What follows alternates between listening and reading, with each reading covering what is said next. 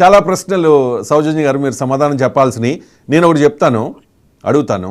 గతంలో పవన్ కళ్యాణ్ గారు ఒక మాట అన్నారు, రీకాల్ చట్టం అనేది రావాలి అని చెప్పి. ఏదైనా పార్టీ అధికారంలోకి రావడానికి అమలు సాధ్యం కాని హామీలు ఇచ్చేసి తర్వాత విస్మరిస్తే రీకాల్ చేయాలి అని చెప్పేసి.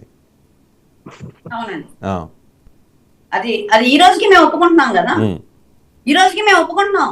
ఇప్పుడు దాకా అనలిస్ట్ గారు మాట్లాడినవచ్చు, లేదంటే అధికార ప్రతినిధిగా ఆయన మాట్లాడవచ్చు. నేను ఒకటే చెప్తున్నాను, కాడదిలేసిన వ్యక్తులకి మాట్లాడే అర్హత లేదు.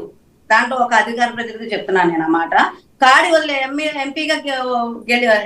ఎంపీగా ఓడిపోయి కాడి వదిలేసి వెళ్ళిపోయి అదేమంటే ఒక చిల్లి రీజన్ చెప్పి పార్టీ నుంచి బయటకు వెళ్ళిపోయి మేము సొంతగా ఎదగడం కోసం ఒక స్వార్థపూరితమైన రాజకీయాలు చేయడం కోసం వెళ్ళిపోయిన వ్యక్తుల తాలూకు వ్యక్తులకి మేము సమానం చెప్పాల్సిన అంత అవసరం లేదు. ఎందుకంటే వాళ్ళు ఆరోగ్యం కానీ పవన్ కళ్యాణ్ గారు ఆరోపించి ఈ రోజు కాడి వదలకుండా బలంగా మాలాంటి వాళ్ళని బలమైన నాయకులుగా తయారు చేయడం కోసం ఈ రోజుకి బలంగా పనిచేస్తున్నారు. ఆయన ఒక వ్యూహం వేశారు అంటే ఖచ్చితంగా ఒక సుదీర్ఘంగా ఉంటుంది ఆ వ్యూహం. అలానే ఇందాక కృష్ణాంజలి గారు చెప్పిన మాటలకైతే నేను ఒకటే చెప్తానండి, 2014లో ఏదైతే బయట నుంచి మద్దతు తెలిపామో, నన్ను నమ్మండి, నన్ను చూసి అనలేదు ఆ రోజు. ఆయన అన్నది ఏంటంటే ఒక సీనియర్ నాయకుడు అవకాశం ఇవ్వండి, అప్పుడే పుట్టిన రాష్ట్రం కాబట్టి అని చెప్పారు.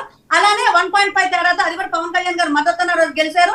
ఏదైతే కొన్ని అంశాలు తేడా వచ్చినాయో ఆ తేడా వచ్చిన అంశాలే 2018లో ప్రస్తావించారు, బయటకు వచ్చారు. అలానే ఆ బయటకు వచ్చిన క్రమంలో 2019లో మళ్ళీ పోటీ చేసినప్పుడు రాష్ట్రం ఎలాంటి అధోగతి పాలైపోయిందో ఈ రోజు మాట్లాడే అంశాలు అన్ని చూసుకున్నా కూడా అంతకన్నా దారుణంగా, అంటే 2014లో హామీలు అమలు చేయకపోయినా, అంటే మీరన్న హామీలు అమలు చేయకపోయినప్పటికీ కూడా రాష్ట్రం ఇంత దారుణంగా దిగజారిపోయిన పరిస్థితి లేదు. కానీ ఏదైతే 2019లో వైఎస్ఆర్సీపీ ప్రభుత్వం వచ్చినప్పుడు ఇంత దారుణంగా దిగజారిపోయిన పరిస్థితులు వచ్చినాయి అంటే అది పాలనాపరమైన వైఫల్యం అని చెప్పని ప్రతి ఒక్కరు అనుకుంటున్నారు. ఈ రోజు ప్రజలు ఇందాక ఒక మాట అన్నారు, అసలు ముందు అక్కడ ఏడవమనండి అన్నట్టుగా. నేను నా భాషలో చెప్తాను, ముందు పిఠాపురంలో ఏడవమనంటే తర్వాత రాష్ట్రం అంతా చూడొచ్చు అని చెప్పన్నట్టుగా కొంత మాట్లాడిన మాటలకు నేను ఒకటే సమానం చెప్తున్నాను. ఈ రోజు ప్రజలందరూ కూడా ఒకటే భావిస్తున్నారు. ప్రజలందరూ కూడా పవన్ కళ్యాణ్ గారు మా నెత్తిన పాల్పోసారు. ఈ రోజు ఆయన ఒక అడుగు తగ్గి కనుక ఈ నిర్ణయం తీసుకోపోతే మళ్ళా ఈ ప్రభుత్వం వచ్చి నాశనం అయిపోయే పరిస్థితి ఉంటుంది. ఇలాంటి అనలిస్టులు అందరూ కూడా ఒక వైసీపీ పేటీఎం బ్యాచ్ లా తయారయ్యి అలాంటి అంశాన్ని కూడా వెనక తీసే పరిస్థితులు ఉన్నాయా అన్నట్టుగా పొలిటికల్ పార్టీస్ ఎన్నైనా కామెంట్ చేయండి కానీ జర్నలిస్టులని దయచేసి నేను అంటున్నాను, అనలిస్ట్ చెప్పేది న్యూట్రల్ గా ఉండే అనలిస్టులు భావం చెప్తున్నా. నేను మనకు నచ్చిందంతా మనకు నచ్చింది యాక్సెప్ట్ చేయకపోతే ఎలాగ చెప్పాలి ఉంటాను. కాబట్టి వాళ్ళ యొక్క ఆలోచన విధానాన్ని నేను ఇంప్లిమెంట్ చేస్తాను. ఇక్కడ నా సొంత ఆలోచన లేదా పార్టీ ఎజెండాలో నేను మాట్లాడట్లా.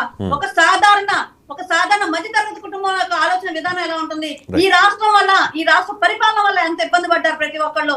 ఆ పరిపాలనలో భాగంగా వాళ్ళు ఇబ్బంది పడిన పరిస్థితుల నుంచి బయటపడే పరిస్థితులు వచ్చినప్పుడు వాళ్ళు ఎంత ఆనందంగా ఫీల్ అవుతున్నారు. పవన్ కళ్యాణ్ గారు తన సొంత ఎజెండా కోసం కాకుండా ఆ రోజు పాచిపోయిన లడ్డూలు అన్నారంటే కేవలం రాష్ట్రం కోసమే అన్నారు. కానీ రాష్ట్రంలో ఆ ఉవ్వెత్తున ఉద్యమం ఉందా అనేది ఎవరికాళ్ళు ఆత్మ పరిశీలన చేసుకుంటే అర్థమవుతుంది. తెలంగాణలో ఉద్యమం ఉన్నట్టుగా ఆంధ్రాలో అలాంటి ఉద్యమం. రాంప్రసాద్ గారు అడిగింది ఏంటంటే పొత్తు వల్ల మీరు సాధించింది ఏంటి అని అడుగుతూ ఉన్నారు. మీరు ఏ హామీ భారతీయ జనతా పార్టీ ఇచ్చిందని చెప్పి మీరు పొత్తు పెట్టుకున్నారు? అంత వెంపర్లాడాల్సిన అవసరం ఏముంది, అంత మోకరిల్లాల్సిన అవసరం ఏముంది, అండ్ అంత ఒత్తిడికి గురవ్వాల్సిన అవసరం ఏముంది, అన్ని అవమానాలు పడాల్సిన అవసరం ఏముంది? రాంప్రసాద్ గారి క్వశ్చన్. రవిశంకర్ గారు, రాష్ట్ర ప్రజల కోసం అనే మాట మీ అందరికి బూత్ లాగా వినిపిస్తుంది. ఈ రోజు రాష్ట్ర రాజకీయాలు ఆ స్థాయికి దిగజారిపోయినాయి కాబట్టి ఈ రోజు పవన్ కళ్యాణ్ గారు మోకరిల్లలా మీరు అందరూ అంటే ఇలాంటి నెగిటివ్ తీసుకెళ్తున్నారు. పవన్ కళ్యాణ్ గారు రాష్ట్ర భవిష్యత్తు కోసం ఆలోచించే ఒకవేళ పోటీ చేస్తాము మీరు అన్నట్టు చాలా మందికి ఏంటంటే ఈ 20 మనం గెలవలేమా, ఈ విడిగా పోటీ చేస్తే మనం 20 గెలవలేమా, 25 గెలవలేమా అని చెప్పి అంటున్నారు. కానీ అధికారం ఎవరికి వెళ్తుంది? అధికారం ఎవరికి వెళ్తే మన రాష్ట్రం ఏమైపోద్ది? కాబట్టి దాని గురించి ఆలోచిస్తున్నారు. కాబట్టే పవన్ కళ్యాణ్ గారు మేము కూడా మీ అందరికన్నా బలంగా పవన్ కళ్యాణ్ గారు సీఎం అవ్వాలని చెప్పని మనస్ఫూర్తిగా కోరుకొని 10 సంవత్సరాల నుంచి ఎటువంటి ఆశ లేకుండా బలంగా పనిచేస్తున్నాం, జెండా మోస్తున్నాం. కానీ ఈ రోజు మేము అదే ఎందుకు యాక్సెప్ట్ చేస్తున్నాం అంటే సీఎం అంటే నోటితో చెప్పినంత తేలిక కాదు, బలంగా పనిచేసే వర్గం ఉండాలి. ఎవరి కాదు కాడేది సీఎం అనే స్థాయి నుంచి ఎమ్మెల్యే అట్లీస్ట్ ఎమ్మెల్యే అనే స్థాయికి వచ్చారా పవన్ కళ్యాణ్?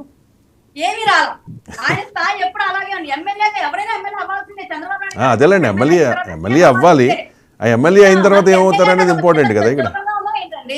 నేను అంటుంది అది కాదు, సీఎం అయినా ఎమ్మెల్యే అయిన తర్వాత ముందు ఎమ్మెల్యే అయిన తర్వాత కదా ఏ పదవులైనా, ఏ మంత్రి పదవులైనా, ముఖ్యమంత్రి అయినా సరే ఇంకేదైనా రావాల్సింది. ఇక్కడ ఎవరికి వాళ్ళు కాడు వదిలేస్తే పవన్ కళ్యాణ్ గారు ఒక్కళ్ళే ఆయన బాధ్యత తీసుకొని పార్టీని బలంగా ముందుకు నడిపికెళ్లే క్రమంలో ఆయన కొన్ని నిర్ణయాలు తీసుకున్నప్పుడు ఆ నిర్ణయాలకు అనుగుణంగా మేమందరం పనిచేస్తున్నాం. దీనికి కూడా బురదలు జల్లేసి నానా రకాలుగా, అంటే ఆయన ఒక దౌర్భాగ్యం ఏంటంటే ఆయన ఉన్న దాంట్లో ఆయన ఉండటమే ఆయన దౌర్భాగ్యం. ఇంకా నేను అది విడిగా చెప్పలేను. అదే వేరే మాట్లాడదాం ముఖ్యమంత్రి స్థాయి వ్యక్తి ఆయన. రైట్, మాట్లాడదాం. ఇంకోటి ఉంది, ఇంకో అంశం ఉంది, దాని గురించి కూడా మాట్లాడదాం. ఈ అంశానికి సంబంధించి కృష్ణాంజనేయులు గారు కంక్లూడ్ చేయండి.